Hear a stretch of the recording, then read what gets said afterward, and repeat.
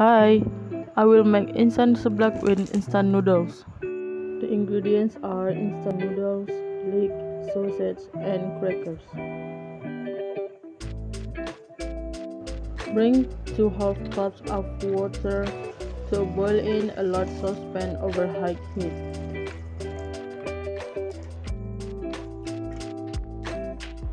Turn on the stove.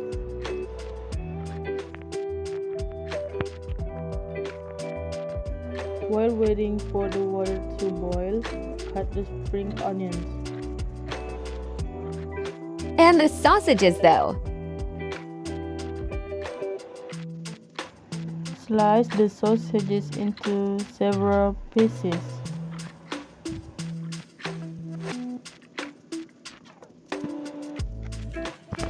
Put the noodles into the boiling water. Add the chopped ingredients.